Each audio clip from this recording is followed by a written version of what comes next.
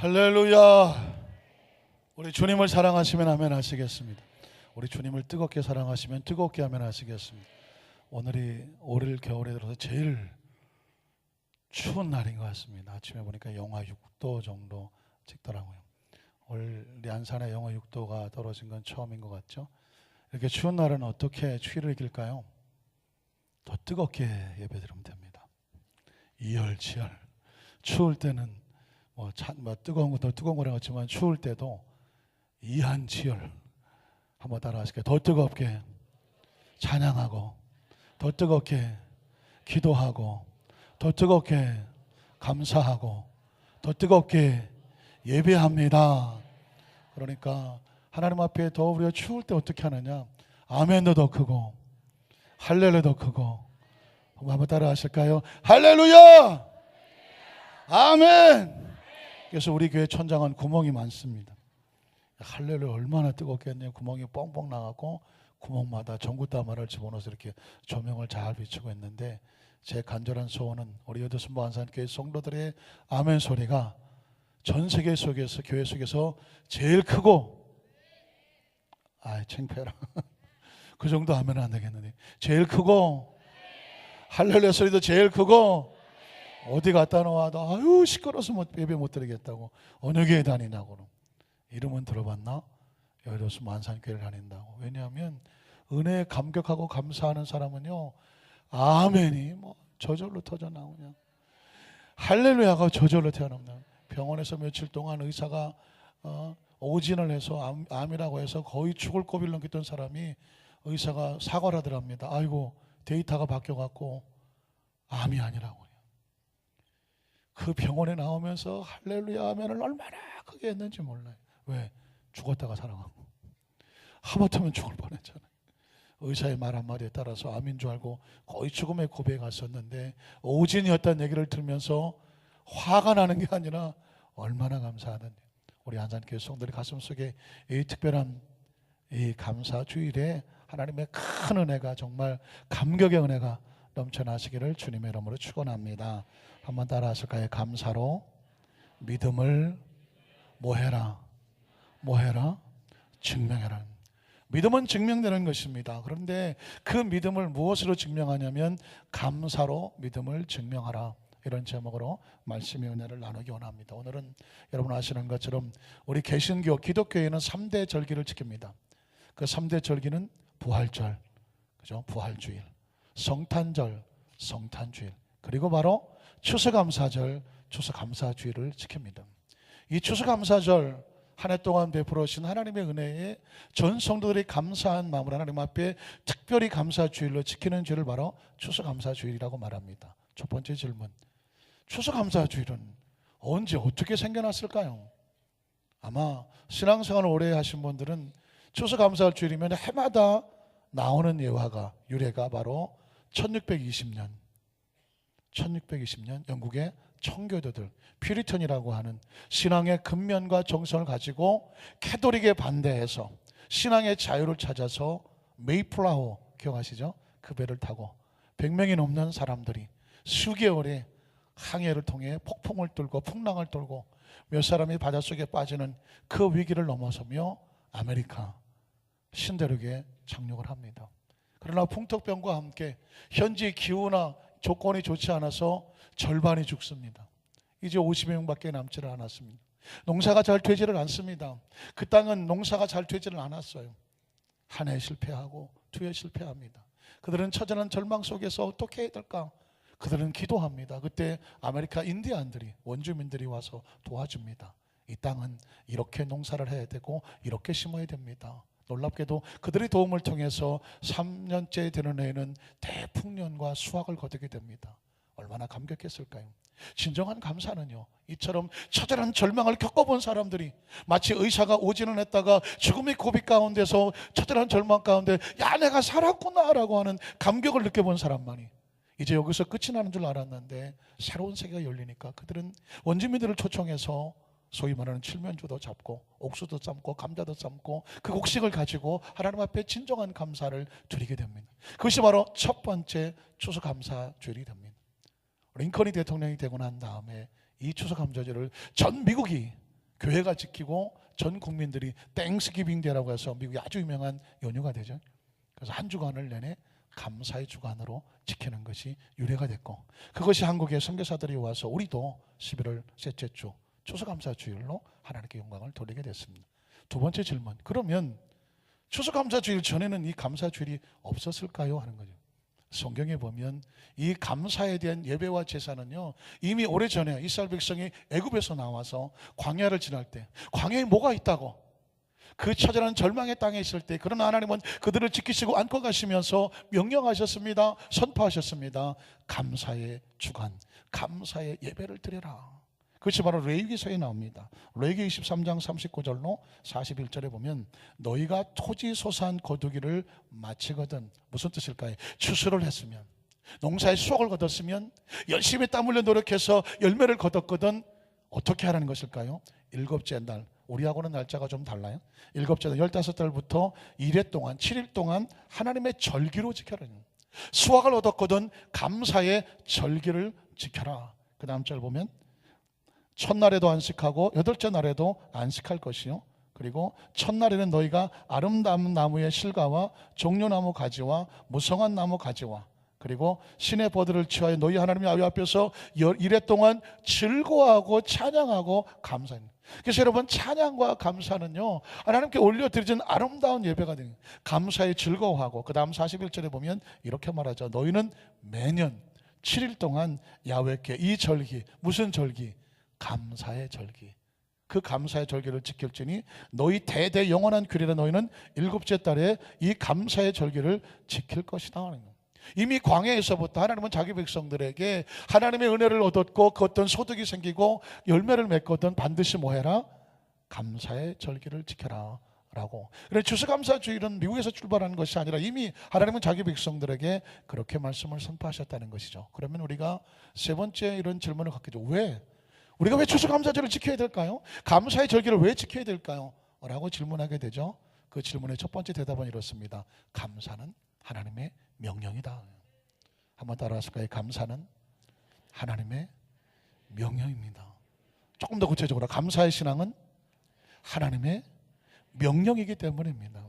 감사는 뭐냐? 낭만적이나 뭔가 로맨틱하거나 문학적인 서술이 아니에요. 감사는 우리의 삶의 현장 가운데에 할 수도 있고 할 수 없기도 하고 한 것이 아니라 선택의 여지가 없는 하나님의 명령이라는 것입니다. 성경을 찾아볼까요? 레위기 23장 41절, 아까 조금 아까 읽었던 말씀에 보면 놀라운 말씀이 선포되어 있죠. 너희는 매년 1회 동안 야훼께 이 절기를 뭐 해라? 지켜라고 말하고 있습니다. 하나님의 명령이거든요. 하나님이 좀 사정이 있는데 안 지키면 안 될까요? No. 하나님은 절대 주권자를 가지고 하나님의 명령에 따라서 지켜라. 너희 대대의 영원한 규례라. 너희는 일곱째 달에 이것을 반드시 뭐 해야 된다? 지켜야 된다. 하나님께서 내게 주신 그 은혜, 열매, 소득, 소산, 그 내게 주신 모든 것은 어디서부터 왔다? 하나님으로부터 왔다. 믿으십니까? 그러니까 이것이 하나님께로부터 왔음을 고백하면서 하나님 앞에 이 감사의 절기, 감사를 지켜내라고 명령하시는 것이죠. 제가 성경을 한번 찾아봤습니다. 그러면 감사라는 단어가 나올 때 하나님께서는 명령 외에 다른 방법, 다른 어떤 표현을 사용하지 않으셨을까? 놀랍게도 감사는 반드시 명령형으로 나왔습니다. 역대상 16장 7절로 8절을 보니까 그날에 다윗이 아삽과 그 형제를 세워 먼저 야훼께 감사하게, 가장 우선적으로 그들은 하나님 앞에 나아갈 때마다 성전을 지어놓고 전쟁에 나가기 전에 전쟁에 승리하고 난 다음에 소득을 얻어지면 그들은 뭐 했냐면 먼저 뭐 해라? 감사하게 했습니다. 그 다음 절 보면 이렇게 말하죠. 그래서 너희는 야훼께 뭐 하며? 감사하며 그랬습니다. 감사하면은 명령이에요. 왕으로서 명령하지만 다윗의 명령이 아닙니다. 하나님의 명령입니다. 그 이름을 불러하려며 그 행하신 일을 만민 중에 알릴지어다. 시편 90편 1절도 이렇게 말하죠. 시편 50편 10절 갈게요. 50편. 감사로 하나님께 무엇을 드리며? 제사를 드리며. 제사, 예배를 말하는 거죠. 예배와 제사는요 반드시 뭐가 있어야 되죠? 감사의 마음이 있어야 돼요. 감사의 심령이 되고 감사의 표현이 되는 것입니다. 성가대가 찬양을 했습니다. 성가대가 찬양을 왜 할까요? 아유, 저 목사님은 질문도 많았단 말이에요. 궁금한 것도 많아요. 전 아주 어렸을 때부터 교회를 다녀갔고 목사님 설교하기 전에 항상 성가대 찬양이 있더라고요. 저도 성가대를 찬양을 오래 했어요. 지휘도 조금 했어요. 문득 생각했어요. 성가대는 왜 있을까? 왜 있을까요? 오늘이 무슨 주일이죠? 감사주일. 힌트가 들어있잖아요. 왜 있을 거다? 감사하고 있는 거예요. 하나님 말씀을 듣기 전에 우리가 무엇으로 감사하면 하겠습니까? 하나님 찬양을 달란트를 가진 하나님의 사람들이 하나님의 거룩한 성호를 높입니다. 찬양합니다. 경배합니다. 감사합니다. 그러니까 하나님의 마음을 열어주시고 심령을 열어주셔서 기쁨을 하나님께 나갑니다. 하나님 이 찬양을 받아주시옵소서. 그리고 우리 가운데 말씀하여 주시옵소서. 그래서 원래 성가대가 찬양할 때 성가대가 앉아서 하나요? 일어서서 하나요? 잘 기억이 안 나나요? 어떤 분은 성가대 찬양만 시작하면 할렐루야 막 기도를 열심히 하는 바람에 성가대가 앉아있는지 서있는지 잘 기억 못 하시는 분이 계세요. 성가대는 반드시 찬양할 때 일어서죠. 왜 일어설까요? 하나님 앞에 서 있는 것이죠. 그러니까 성가대가 찬양할 때는 원래 성도들은 다 일어서야 됩니다. 다 일어서야 됩니다. 왜냐하면 성도들의 찬양을 대신하여 마음을 모아서 성가대가 찬양을 하니 그 시간에 성도들은 성가대가 찬양할 때 뭐 하는 시간이냐? 잠시 쉬는 시간이 아니죠. 성경을 보는 시간도 아닙니다. 무슨 주보를 바라보는 시간도 아닙니다. 성가대가 하나님을 찬양할 때 하나님 저 찬양은 우리의 심령이 담겼습니다. 나도 하나님을 찬양합니다. 사실은 성도들이 일어서서 성가대의 찬양과 함께 하나님을 향하여 하나님의 임재를 기다리는 거죠. 하나님 앞에 서는 거니까. 그래서 여러분 이 성가대의 찬양은 하나님의 마음을 기쁘시게 하는 감사가 들어가 있는 것입니다. 감사를 받으신 하나님께서 그 찬양 중에 임재하시고 역사하셔서 하나님의 강단에서 죄의 종을 통하여서 말씀을 선포케 하는 거죠. 하나님은 찬양 중에 임하시고 그 기쁨을 받으시고 뭐 하신다? 말씀을 선포하신다는 거죠. 시편 92편 1절에 보니까 그래서 찬양할 때 감사할 때 어떻게 명령하시면 지존자여 시편금과 부파 10가지의 줄이 있는 거죠. 비파와 수금으로 야훼께 뭐하며 감사하며 하나님께 나아간 자는 반드시 뭐 해야 되나? 감사해야 돼요. 감사가 하나님의 나라의 문을 두드립니다. 명령이에요. 감사가 시작이 돼야 하늘의 문이 열려지고 하나님의 마음 문이 열려져요. 그러니까 하나님은 감사를 명령하시는 것입니다. 신약성경은 뭐라고 말할까요? 에베소 5장 20절에 보면 이렇게 말하죠. 범사에 우리 주 예수 그리스도의 이름으로 항상 아버지 하나님께 뭐하며 감사하며. 성경의 첫 단어는 이렇게 시작해요. 감사가 명령이에요. 감사 하나님과 관계를 올바로 이루죠. 감사하고 나서 그 다음에 하나님의 말씀이 계속 이어지는 것입니다. 골로새서 3장 17절도 이렇게 말하죠. 또 무엇을 하든지 말이나 일어나 다 주 예수의 무엇으로 하고? 이름으로 하고 그를 힘입어 하나님 아버지께 뭐하라? 감사하라. 감사하십시오. 감사해도 좋습니다. 감사할까요가 아닙니다. 감사하라 그래요. 감사하며 감사하라 해요. 그러니까 여러분 감사를 명령이라는 단어와 항상 연관을 시키셔야 됩니다. 한번 따라 하실까요? 감사는 피할 수 없는 하나님의 명령이다. 믿으십니까? 데살로니가전서 5장 18절은 여러분 잘 아시는 것처럼 범사에 뭐해라? 역시 또 감사하라. 이것이 그리스도 예수 안에서 너희를 향하신 하나님의 뜻이다. 뜻을 다른 말로 말하면 명령이죠. 와, 성가대는 다르네. 명령입니다. 그러니까 이 감사는요, 내가 여건이 좋으면 하고 여건이 안 좋으면 안 하는 것이 아니에요. 내가 마음에 들면 하나님 감사합니다. 마음에 안 들면 하는 것이 아니에요. 우리 땅에 삶을 사는 호흡 있는 모든 성도들마다 우리가 목숨 걸고 지켜야 될 하나님의 명령은 뭐다? 감사하는 거죠. 감사해요. 디모데전서 4장 4절 한번 볼게요. 감사가 얼마나 중요한지. 하나님께서 지으신 모든 것이 선하죠. 지금 이 땅에 벌어지는 모든 것들이 하나님 안에 있는 것은 아주 소중하고 귀한 것들입니다. 심지어 내 마음에 들지 않아도 그 모든 것은 선한 것인데 무엇으로 받아야 돼요? 감사함으로 받으면 버릴 것이 없어요. 지금 너무 힘들고 어려워. 여러분, 난 이런 상을 원하는 것이 않아요. 그래서 내가 화가 나고 속이 상하고 막 거기서 억울하고 분통 터지고 절망하고 그냥 모든 걸 때려치우고 싶어요. 뭐가 없을 때 그렇게 될까요? 감사가 없으면. 근데 하나님, 내가 힘들고 어려워요. 이걸 내가 어떻게 할지 모르겠어요. 그러나 하나님, 나는 이 상황을 뭐합니다? 감사합니다. 감사를 고백하면 상황이 달라져요. 하나님이 이 상황 속에서 나를 향해서 우리를 향해서 갖고 계시는 계획이 있으시구나. 감사하니까 갑자기 하늘이 보여요. 감사하니까 기대가 돼요. 감사하니까 내 마음에 기쁨이 생겨나죠. 감사하니까 기도가 열려요. 하나님께서 이 감사를 통해서 우리에게 하시고 싶어 하는 것이 있어요. 그러면 여러분 혹시 이렇게 생각하지 않으면, 하나님 목사님, 감사를 만약에 명령이라고 말했는데 감사를 안 하면 어떻게 될까요? 어떻습니까? 그 명령인데 감사를 하지 않으면 어떻게 될까요? 여러분, 아주 무서운 결과가 있습니다. 시편 50편 22절을 보면 이렇게 말합니다. 하나님을 잊어버린 것이다. 여러분, 감사란 뭐냐? 하나님을 기억하는 것입니다. 그 은혜에 기억하는 것이고 예비하는 것입니다. 그런데 감사를 하지 않으면 하나님은 이렇게 말하죠. 네가 나를 잊어버렸구나. 하나님을 잊어버린 너희여, 이제 이를 생각하라. 그렇지 않으면 내가 너희를 찢을 것이다. 감사를 안 하면 하나님과 단절돼요. 찢어진 상태가 되죠. 하나님과 찢어진 상태는 아무도 건져내지 못한다. 그래서 여러분, 하나님을 영화롭게 하는 것은 뭘까요? 23절에 보면 이렇게 말하죠. 감사로 제사를 드리는 자가. 누굴 영화롭게 하죠? 하나님을 영화롭게. 사랑하는 성도 여러분, 우리가 도대체 하나님을 어떻게, 무슨 방법과 무엇을 하면 하나님의 마음을 움직일 수가 있겠습니까? 한 가지가 있어요. 지금 내 처지 형편 속에서 하나님의 이름을 찾고 하나님을 감사하면요, 하나님의 가슴이 뭉클거리는 거예요. 여러분 어떠세요? 여러분의 부모님을 어떻게 하면 기쁘시게 해드릴까요? 뭘 사드리면, 물론 뭐니 해도 머니다. 부모님은 머니를 좋아하신다 그래서 용돈을 드리면 좋아하시긴 하겠지만, 그래도 하나님께서 원하시는 건 뭐냐면 그 머니에 뭐가 들어야 돼요? 감사가 들어야 돼요. 아니, 머니는 없더라도 뭐가 전해지면, 감사가 전해지면 부모님은 또 뭉클해요. 최근에 저희 집 아이가 카톡에다가 안 하던 문자를 보냈어요. 아버지, 요즘 들어서 특히 아버지가 고맙습니다. 또 어머니 얘기는 또 따로 보냈더만, 어머니, 요즘 들어서 특히 어머니가 고맙다고. 알고 보니까 나한테만 쓴 줄 알았더니 우리 집사람한테 썼어.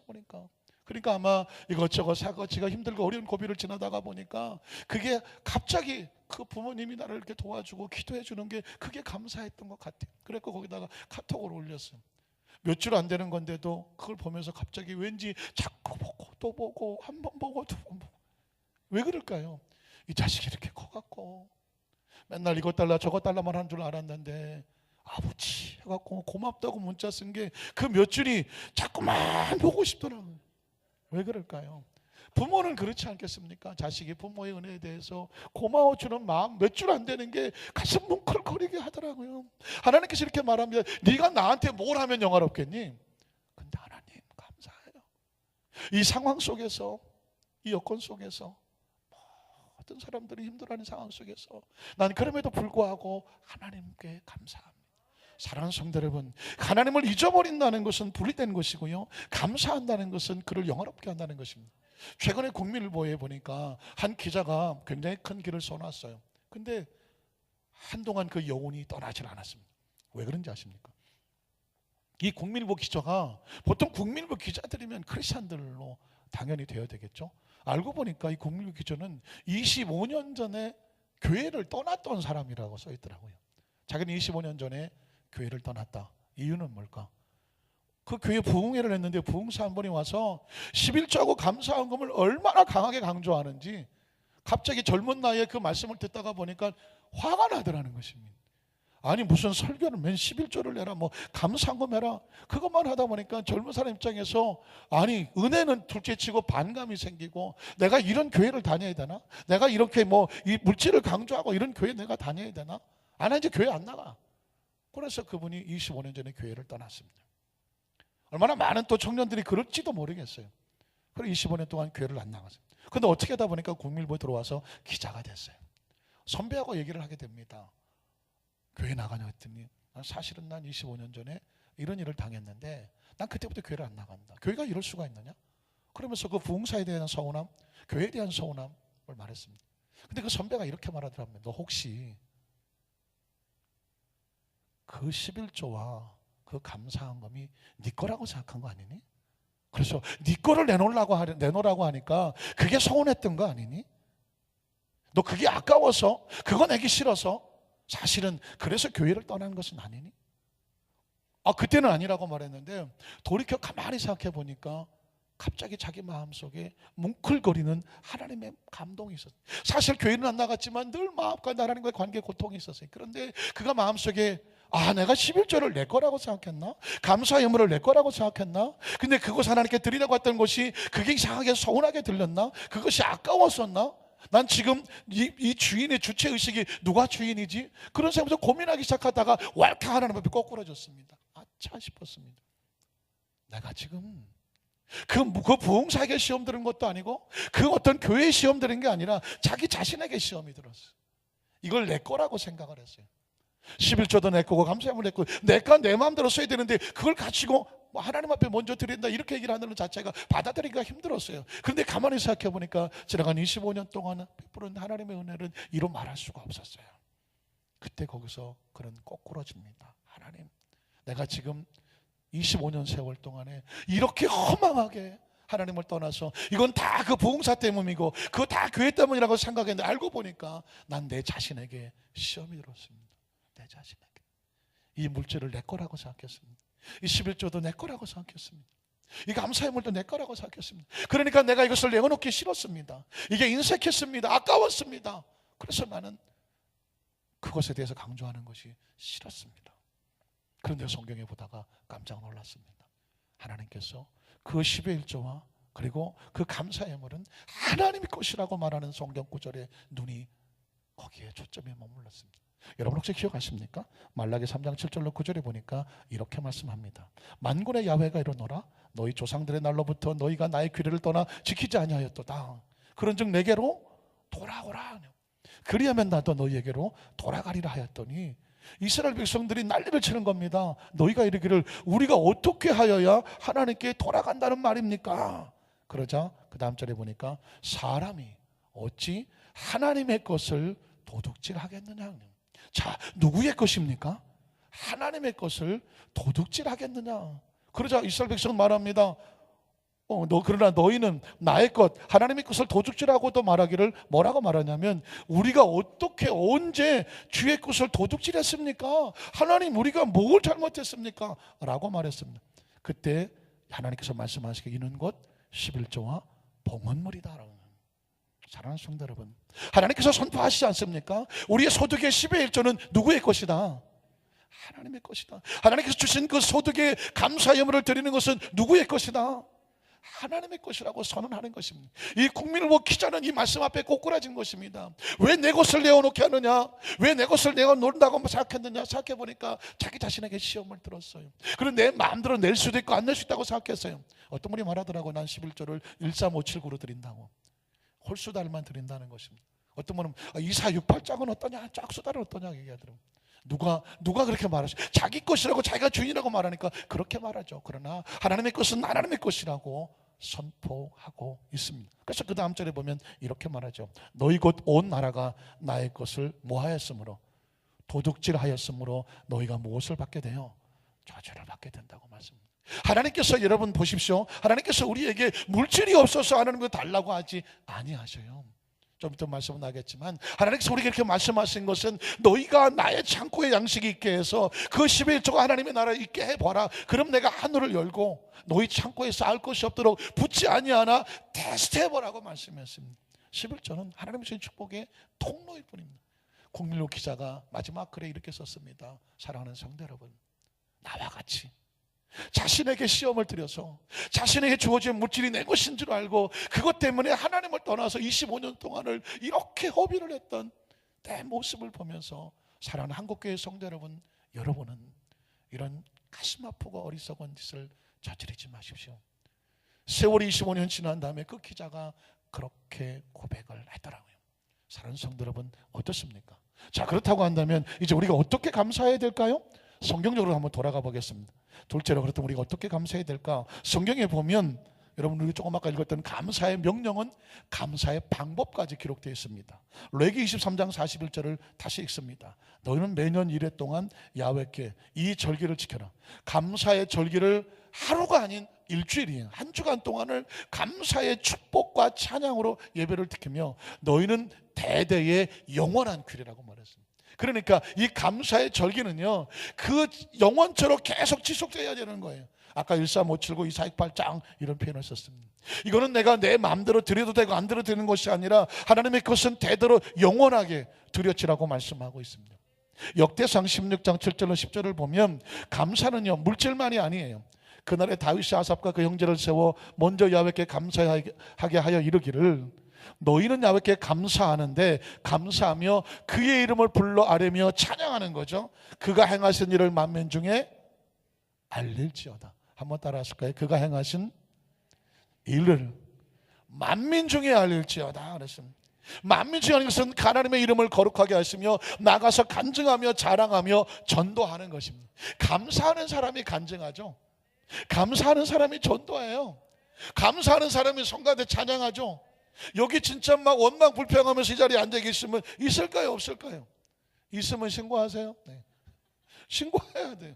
아유 내가 여기를 그냥 내가 죽지 못해서 앉아. 혹시 그런 분이 계실까요? 그런 분 여기 못 앉아 있어요. 여기는 감사를 지켜내는 사람만이 앉을 수 있는 것이에요. 영하 6도지만 지켜내는 사람이 앉는 거예요. 어느 날 갑자기 감사를 잃어버리죠? 못 앉아요. 예배도 마찬가지입니다. 예배 여러분 여기 돈 준다고 와서 앉아 있습니까? 못 앉아 있어요. 감사를 내가 감사에 붙잡혀 있어야 예배에 앉을 수 있어요. 봉사도 마찬가지예요. 이 추운 날에 길거리에 앉아서 붕어빵을 구우면서 지나가는 사람들에게 그 붕어빵을 주면서 대화하고 차 한잔을 주면서 예수를 증거하는 사람들이 그 사람들이 돈을 받고 앉아서 그 전도를 합니까? 아니에요. 그 안에 감사가 자기를 이끌게 하고 나가서 뭐하게 합니까? 하나님의 행하신 일을 만민 중에 알리게 하는 거죠. 그 다음 절을 볼까요? 그에게 노래하며 그를 찬양하고 그의 모든 기사를 세상에 전할지어다. 그 다음 절에 보면 그래서 그의 성호를 자랑하라. 야훼를 구하는 자마다 마음이 어떻게 돼요? 즐거워져요. 감사하면 하나님이 마음에 기쁨을 주셔요. 성가대 찬양하고 내려가면서 아 오늘 죽었네 뭐 하면서 아이고 내가 오늘 뭐 이렇게 하시면 하나도 없어요. 그냥 은혜 하나님 받아주셨으니 그냥 그저 감사하고 감사하면 나가는 거죠. 무슨 경연대회 나온 사람이 아니에요. 하나님을 기쁘시게 하면 그것으로 끝이에요. 하나님께서 그 10년 가운데 큰 은혜를 주실 것을 믿습니다. 시편 92편도 한번 볼까요? 시편 50편을 볼까요? 50편 8절로 14절을 보면 나는 내 재물 때문에 너를 책망하지 아니한다.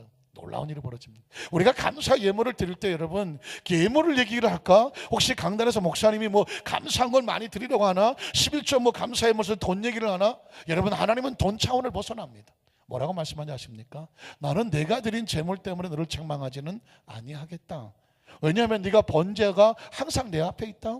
이스라엘 백성들이 항상 예물을 드렸어요. 양을 갖다 놓고 소를 갖다 놓고 그들 하나님을 섬기는데 조금도 부족함이 없었어요. 그런데 하나님의 가슴이 아파요. 왜 그러냐면 그 다음 절 보면 이래요. 내가 내 집에서 숫소나 내 우리에서 수염소 가져가지 않겠다. 하나님께서 내가 너희 집에서 무슨 이것저것 내가 가져가지 않겠다. 이유가 뭔지 아십니까? 그 다음 절 보면 이는 삼림의 짐승들과 무산의 가축이 다 누구의 것이다? 하나님을 동냥하는 사람으로 존재로 만들지 마라. 하나님을 거지로 만들지 마라. 하나님께서 부족해서 11조 가져와라 감사함을 가져와라 하시는 것이 아니라는 것입니다. 그 다음 절 한번 나가볼까요? 산의 모든 새들도 내가 아는 것이며 들의 짐승도 다 내 것이라는 것입니다. 왜 하나님 앞에서 계산합니까? 기분 좋으면 나 하나님 드릴게요. 기분 나쁘면 나 안 드려요. 나 서운하고 섭섭하고 시험 들었어요. 왜 하나님의 것을 가지고 사람과의 관계 속에서 하나님과 흥정을 안 하면 왜 하나님을 거짓하고 동냥하는 존재로 만드냐는 것입니다. 그 다음 절에 가면 하나님은 이렇게 말씀합니다. 내가 가령 하나님이란 존재가 배고파 굶어 죽을지언정 내가 너에게 이르지 아니할 것은 세계와 거기에 충만한 것이다. 하나님의 것입니다. 하나님 부족하고 모자라서 우리에게 감사의 예물을 원하시고 11절을 원하시고 헌신과 봉사를 원하시는 것이 아니라는 말입니다. 그 다음 절 가면 이렇게 말하죠. 내가 수소의 고기를 먹으며 염소의 피를 마시겠느냐? 그 재물 가지고 그거 먹으려고 내가 환장해서 그러는 줄 아느냐? 14절은 이렇게 말합니다. 나는 너에게 감사를 원한다. 감사로 하나님께 제사를 드리며 지존하신 이에게 내 소원을 갚아라. 어떻게 감사합니까? 여러분 저와 여러분의 신앙의 성공과 실패는 뭐냐면 내가 하나님께 드려지는 모든 것에 진정한 감사가 담겨지게 하셔야 돼요. 제가 아까 그랬죠. 성가대 찬양도 진정한 감사, 우리 남녀 선교 봉사도 진정한 감사. 만약 힘들고 어려우면 더 감사를 쏟으면 힘이 생겨나요. 하나님 앞에 오늘 예배드리 영하 6도에 하나님 앞에 나와 예배드리려고 할 때 얼마나 여러 가지 많은 것이, 오늘 그냥 좀 쉴까? 오늘 좀 안 나갈까? 선택의 여지가 없는 이유가 뭐냐면 이 날은 내 날이 아니라 주님의 날이에요. 하나님의 날이에요. 그러니까 감사함으로 또 기쁨으로 나오면 하나님은 그 감사의 눈물과 기도를 기여하시는 줄로 믿습니다. 여러분, 우리가 또 어떻게 감사를 할까요? 시편 90편 1절로 3절에 보면 이렇게 말해요. 지존자여 시편금과 비파와 수고모로 야훼께 감사하며 모든 악기와 달란트를 가지고 하나님의 거룩한 성호를 찬양합니다. 그 다음 절 보면 뭐라고 되어 있어요? 그 다음 절, 아침마다 주의 인자심을 알리며 밤마다 주의 성실하심을, 하나님을 마음껏 찬양하며 경배하면은요, 하나님께서 아침에는 인자를 베풀어 주시고 그 밤마다 성실을 베풀어 주셔요. 그래서 여러분, 저는 이런 마음이 듭니다. 우리 여덟수만사학교 성도들 가운데에 찬양의 달란트가 있고 또 악기의 달란트가 있으신 분은요, 그것에 세상적으로 마음껏 쓰임받는 거 중요하지만 반드시 그 달란트가 하나님 앞에 영광이 되시기를 주님의 이름으로 축원합니다. 찬양하고 싶은 사람은 성가대로 와야 돼요. 하나님의 그 찬양을 그 달란트 하나님께 올려드려야 돼요. 세상에 나가서 뭐 한 번에 100만 원, 200만 원씩 받고 찬양을 부르고 노래할 수 있는 유명한 가수라고 할지라도 하나님 앞에서는 그 달란트를 하나님을 높이는 그 사명을 감당하라고 주신 거예요. 여러분이 가지고 있는 달란트를 그냥 혼자만 두시는 것이 하나님께서 원하는 것이 아니에요. 하나님의 자랑이 돼야 돼요.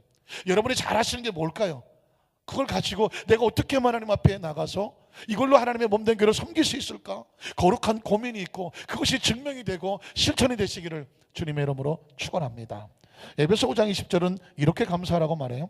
범사에, 한번 따라 하실까요? 범사에, everything 있는 모든 일에 우리 주 예수 그리스도의 이름으로 항상 anytime 어떤 예외도 없어요. 아버지 하나님 앞에 감사하라고 말하는 거예요. 굉장히 중요한 거예요. 사람은 감정적인 동물이고 계산적인 동물이에요. 그래서 이해가 되고 감사하면 감사하지. 그러나 이해가 되고 계산이 안 되면 감사는 절대로 고백되지를 않아요. 그래서 감사를 명령하는 거예요. 항상이라고 말하는 거예요. 그리고 범사라고 말하는 것입니다. 여러분, 빌립보서 4장 4절 7절에 보면 그 감사는 기도가 있어야 돼요. 주 안에서 항상 기뻐하라. 내가 다시 말하노니 기뻐하라. 감사와 마찬가지죠. 너희 관용을 모든 사람에게 알게 하라. 감사하고 기뻐하는 사람은 관용이 뭐예요? 따뜻한 사람이에요. 그리고 긍휼히 여겨주는 사람이고요, 용서해주는 사람이고 배려해주는 사람이에요. 예수 믿는 사람은 착해야 돼요. 한번 따라 하실까요? 예수 믿는 사람, 그리스도의 성품처럼 온유하고 겸손하자. 과거에 싸납고 폭력적이고 그리고 혈기방장하고 성질 급하고 남보다 큰 소리 치고 손이 먼저 올라가고 했던 과거의 삶 있을 수 있어요. 그러나 하나님께서 우리에게 말씀합니다. 주 안에서 기뻐하고 감사하고 너희의 따뜻함과 넉넉함과 노고로움을 세상이 어떻게 해야 돼요? 알려주어야 돼요. 그래서 제가 미국에 있을 때 어떤 권사님 한 분, 참 이민교회니까 뭐 별의별 일이 다 있죠. 그래서 어느 권사님이 저한테 상담을 하러 왔어요. 목사님, 저는요 죽을 것 같아요. 무슨 죽을 것 같냐 그랬더니 기도만 하려고 그러면 욕이 나온다네요. 찬양만 하려면 욕이 나온대. 그러니까 입만 벌리면 욕이 나오는. 난 세상에 살다 목회하다가 기도 제목이 입만 열리면 욕이 나오는 분은 또 처음 들어요. 물론 이런 사람도 있어요. 방구 귀신. 어떤 사람이 자기 딸을 놓고 기도해달라 하는데 무슨 기도 제목 했더니 말을 못하고 뱅글뱅글 돌리더니 우리 아이가 딸인데 여학생이래요. 학교 가는데 방구 귀신이 들어와갖고 그냥 방구를 얼마나 깨는지 그냥 옆에 애들이 그냥 옆에 앉으려고 하질 않는데 방구 귀신도 나갈까요? 그래갖고 그냥 그 방구 귀신 쫓아내는 기도를 얼마나 했는지 뭐. 근데 이분이 창피하니까 직접 오진 않아. 누군지 몰라요. 지금도 몰라요. 전화로 해갖고 딸이 옆에 있으니까 기도해달라고. 이게 또 미국에서 태어났고 한국말 영어를 막 섞어서 하는 아이를 제가 그냥 짧은 영어로 그냥 방구 귀신이 뭔지 생각이 잘 안 나갖고 이건 뭐라고 방구를 말해야 되는지 무슨 가스라고 해야 되는지 어쨌든 해갖고 열심히 기도했던 기억이 나요. 그런데 이것도 참 아주 황당한 기도 제목이죠. 입을 열면 욕이 나온다. 입장 바꿔 생각하면 기가 막히죠. 이유를 알았어요. 남편이 직분은 얘기 안 해요.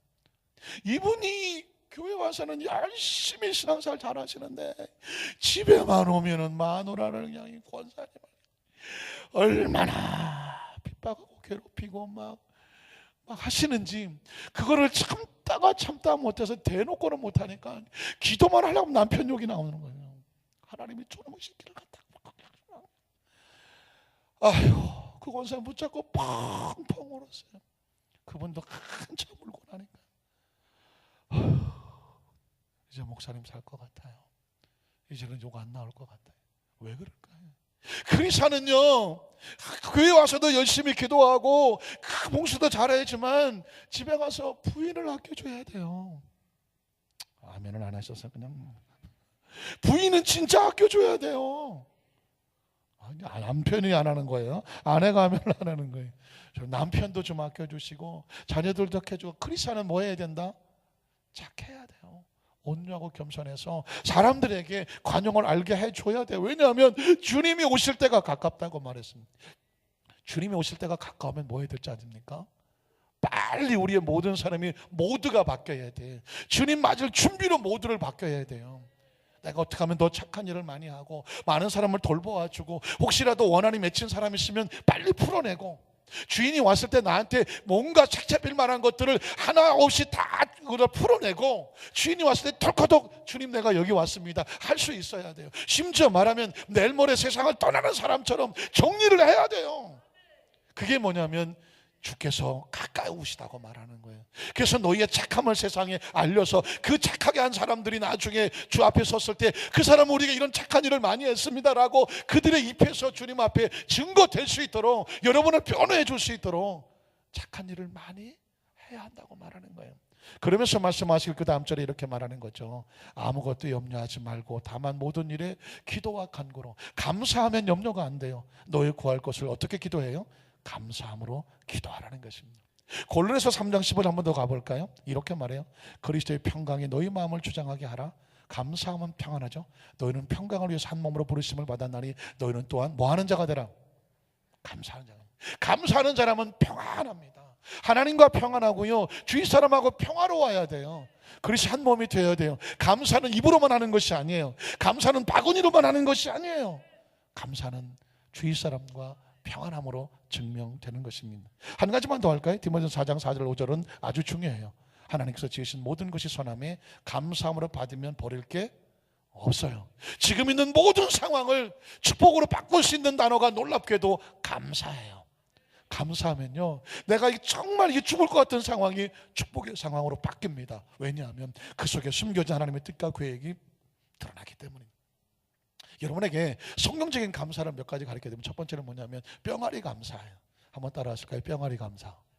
제가 신학생 때예요, 한 목사님이 개척교회를 하시다가 너무 힘들었대요. 그래서 보통 예전에 개척교회 목사님들은요, 목회하다가 그냥 그만둘까봐 아예 운전면허증을 잘랐다고 합니다. 너무 힘들다가 아유 개인 택시 낳고 도망갈까봐 운전면허증 자르고 그냥 마치 솥단지 부수는 그런 심정을 가지고 배수진을 치고 목회를 하셨어요. 너무너무 힘들어서 이제 더 이상 목회 못하겠다. 너무 힘들어서 따뜻한 봄날에 그냥 햇빛을 쬐면서 쭈그리고 앉아 있었는데 그 닭하고 어미닭하고 뿅아리들이 돌아다니더래요. 옛날 시골에 그런 거 많이 있었잖아요. 근데 뿅아리 한 놈들이 뚜루룩 오더니 예전에는 나무를 이렇게 뭐 삼각형으로 해갖고 거기다 모이도 주고 옆에다 물그릇 해줬잖아요. 뿅아리가 와서 물을 한 모금 딱 먹더니 그냥 하늘을 보고 감사. 근데 물 한 모금 먹고 감사를 해. 제가 왜 저러나 했더니 또 한 모금 먹고 또 감사. 그 뒤로 뿅아리들이 또르륵 떠더니 이 뿅아리들 물만 먹으면 그냥 한 모금에 감사. 갑자기 이 목사님 눈물이 팍 늘어져. 자, 저 뿅아리들도 물 한 모금을 먹고 하늘에 감사한다. 너는 지금 이 상황 속에 뿅아리보다 낫지 않느냐? 왜 감사하지 못하느냐? 물론 뿅아리는 이 조류들은 혀가 없어요. 혀가 없어서 물 먹으면 이걸 흔들어야 돼. 이렇게 흔들어. 그래야 목구멍으로 넘어가. 뿅아리는 감사하는 게 아니에요. 그냥 물 먹고 넘기려고 목을 든 거예요. 그런데 이 목사님 눈에는 하늘을 쳐다보는 뿅아리가 감사로 봐야죠. 그래서 그는 항상 뿅아리를 기억한다 그래요. 여러분 한번 목을 쳐다보세요. 하늘을 쳐다보세요. 그럼 무슨 일이 벌어진지 아십니까? 감사가 고백이 되고 여러분의 목에 주름이 없었습니다. 제가 한 70 먹은 여성이 20, 30대 여성들하고 목만 내놓고 누가 목에 주름이 없는지를 테스트하는 걸 제가 한번 지켜보게 됐어요. 제가 아무리 화면을 봐도 다 뭐 20, 30대로 보여요. 근데 그 중에 하나가 70대가 있다는 겁니다. 제가 봐도 모르겠어요. 나중에 보니까 진짜 외모로 보면 70대 나오셨는데 목은 20, 30대예요. 근데 이분이 어떻게 해서 이렇게 목이 주름이 없이 젊은 사람과 같이 팽팽한가 했더니 이분은 젊어서부터 딱 목을 치켜들었어요. 이게 훈련이 이렇게 그랬대요. 그러니까 이게 목도 여러분 훈련이 필요하고 운동이 필요해요. 목을 항상 수시로 이렇게 당겼대요. 그러니까 나이가 먹었는데 목에 주름이 없어요. 저도 그날부터 이후로 이거 하는 거예요. 여러분 탐나는 대로 한번 해보세요. 혹시 압니까?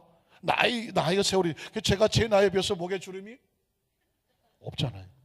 이왕 목을 제껴 드는 팀에 뭘 하셔야 돼요? 감사. 여러분 하늘을 쳐다보면 감사가 나와요. 그래서 뿅아리 감사예요. 또 하나 감사는 뭔지 아십니까? 한번 따라하실까요? 그저 감사합니다. 조영기 목사님이 어느 부흥상을 갔는데 통성기도 했더니 어떤 할머니 한 분이 앞에 앉았는데 기도 뭘 하나 했더니 그냥 그저 감사합니다. 그저 감사합니다. 목사님 보시기에 아니 이 양반이 너무 무식하게 기도한다. 아니 가난하게 기도하려면 뭔가 조목조목 감사를 기도해야지. 그저 감사가 뭔가 불러서 할머니에게 물었대요. 할머니 왜 그렇게 기도하냐 했더니 제가 너무 받은 은혜가 많아서 이것저것 다 기억하려면 수도 없어서 그냥 한꺼번에 도매금으로 하나님 앞에 그저 감사합니다. 그저 감사합니다. 이것도 감사합니다. 저것도 감사합니다. 그냥 수시로 감사한데 근데 세월이 지나서 보니까 목사님도 그 기도하고 있더래.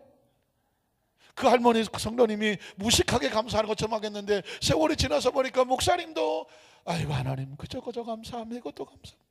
그런데 그 설교를 들은 저도 아이고 하나님 그저 감사합니다. 그게 뭐냐면 감사를 잊지 않고 하나님의 감사의 고백이 되는 거예요. 여러분 또 하나 감사를 가르쳐 드릴게요. 제가 최근에 그 삼국지 이렇게 연속되는 드라마를 보다가 사마이를 집중하게 됐어요. 뭐 수도 없이 읽었죠. 삼국지라는 책은 뭐 수십 번도 더 읽었어요. 드라마도 수십 없이 봤어요. 그런데 제 관심이 조조도 아니고 무슨 유비 관우 장비도 아닌데 사마이에 관심이 있었어요. 사마이 제갈공명에게 패배한 정말 불운의 천재 모사 책략군이죠. 그런데 이 사람이 얼마나 무서운 사람인가. 그가 큰 전쟁에 승리를 하니까 조조의 아들 조비, 그 아들 조조의 손자가 왕이 됐어요. 그래서 표기대장군이라고 전권을 맡겼어요. 근데 옆에 있던 삼촌과 숙부들이 배가 아팠어요. 그래서 이 사마이를 모략을 했습니다. 모함을 시켜서 쫓아보냈어요. 그 조회라는 왕이 시골로 가라고 말했습니다. 그래서 조그만 그 남루한 마차를 타고 아들과 함께 둘이 고향으로 돌아가요. 옆에 있는 사마소 아들이 기가 막힌 거예요. 아버지 우리가 아니 아버님이 그 조조와 조비와 그 사람에서 얼마나 큰 공을 세웠습니까? 그런데 이렇게 하루아침에 거지같이 쫓아냅니까? 이럴 수는 없습니다. 아들이 거품을 물어요. 그랬더니 그 사마이가 아들에게 이렇게 말해요. 야 이놈아 모가지만 붙어 있어도 감사한 줄 알아라. 이놈아 모가지만 붙어 있어도 감사한 줄 알아라. 굉장히 무서운 말이에요. 절망할 수 있어요. 낙심할 수 있고요. 화가 날 수 있어요. 그런데 가면서 그렇게 말해요. 진짜 기뻐하면서 모가지만 붙어 있어도 감사한 줄 알아라. 세월이 지나니까 그 사마이를 모함했던 사람들 다 전쟁에 나가서 다 죽었어요. 왕이 견디다 못해서 그 사마이를 데려다가 다시 전권을 맡겨요. 왜 그랬을까요? 모가지만 붙어 있어도 감사한 줄 알았어요. 만에 하나 그 고통과 고난 속에서 억울하고 속상해서 내가 다시는 내가 이놈 하고 막 했었다면 원한을 갈았으면 병으로 죽었을 거예요. 사랑하는 성도 여러분 굉장히 무서운 클래스예요. 아무리 힘들고 어렵고 옆에 사람들이 거품을 무는데 이렇게 말해요. 모가지만 붙어 있어도 감사한 줄 알아. 그러면 때가 되면 기회가 온다는 거죠. 한번 해볼까요? 이걸 해야 되나 말아야 되나 했는데 이왕 버렸으니까 그냥 한번 따라하시게. 모가지만 붙어 있어도 감사한 줄 알아라 이놈아. 여러분 우리 스스로 하는 거예요. 그러면요 이 사람은 무서운 이건 아무도 못 건드려요. 조금만 건드리면 나가 떨어진 사람은요 마귀가 손도 안 대. 에이 한번 도망가.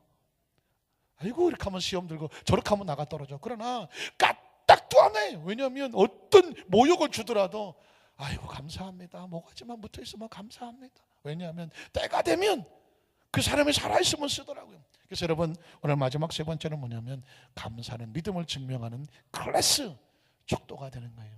오늘 성경 내용은 너무나 잘 아시죠? 누가복음 17장 11절로 14절에 보면 제가 쭉 읽어 내려갈게요. 예수께서 예루살렘으로 가실 때 사마리아와 갈릴리 사이로 지나가시다가 한 마을에 들어가시니 나병 환자 10명이 문둥병자죠. 예수를 만나 멀리 서서 이렇게 말하죠. 소리를 높여 이르되 예수 선생님이여 우리를 불쌍히 여기소서 하거늘. 그랬더니 보시고 이르시되 가서 제사장들에게 너희 몸을 보이라. 이미 너희가 나음을 입었느니라. 그랬더니 그들이 그 말씀을 듣고 그 마음의 믿음대로 돌아가다가 깨끗함을 받습니다.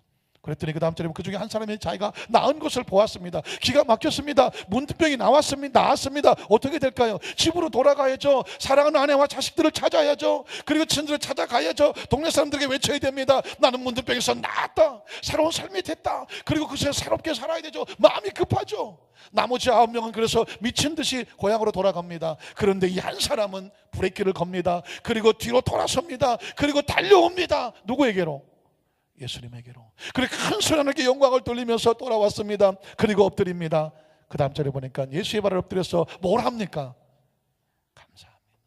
받은 은혜가 엄청난 것만큼 아무리 급하고 하고 싶은 일이 많아도 그가 선택한 것은 감사하는 거였습니다. 근데 그는 사마리아 사람이라고 말합니다. 유대인이 아닙니다. 아브라함의 자손이 아닙니다. 그들 스스로 의롭다고 말하는 종교주의자들이 아닙니다. 버려진 사람입니다. 손가락질하는 사람입니다. 더러운 사람이라고 했던 사람입니다. 사회적 인정을 못 받았던 사람입니다. 그러나 성경은 이 사람에게 초점을 맞춥니다. 그는 사마리아 사람이다. 그가 감사했던. 그 다음 절에 보니까 이렇게 말하죠. 예수께서 대답하여 이르시되 10사람이 다 깨끗함을 받지 아니했느냐 9명은 어디 있느냐라고 그랬더니 이방인에는 하나님께 영광을 돌리러 온 자고 감사는 무엇이다? 하나님께 영광을 돌리는 것이다. 돌아온 자가 없느냐 하시고 마지막 그 얘기를 하시되 일어나 가라. 내 믿음이. 감사가 하나님께 영광이고 그 영광은 믿음이라고 말하고 있습니다. 그래서 이 사람의 믿음은 뭐냐? 그 상황 속에서 감사를 붙잡고 왔더니 내 믿음이 너를 구원하였느니라 하시더라. 이걸 클래스라고 말하는 것입니다. 어떤 사람은 이 정도에서 감사하고 이 정도면 절망합니다. 그런데 어떤 사람은 모두가 절망한 상황 속에서도 감사를 붙잡습니다. 그 사람을 클래스라고 말하는 것입니다. 하나님, 우리 한산교회 성도들에게 누구도 흔들 수 없는 그 믿음의 클래스가 감사로 인해서 높아지게 하여 주시옵소서. 말씀을 정리해 원합니다. 감사는 명령이에요. 감사는 선택적인 여기가 없습니다. 그리고 감사는 범사에 무조건 모가지만 붙어 있어도 감사한 줄 알아라 이놈아 했었던 그 옛날의 사마의 일갈처럼 우리가 어떤 경우도 흔들어 놓지만 마음이 상할 수가 없죠.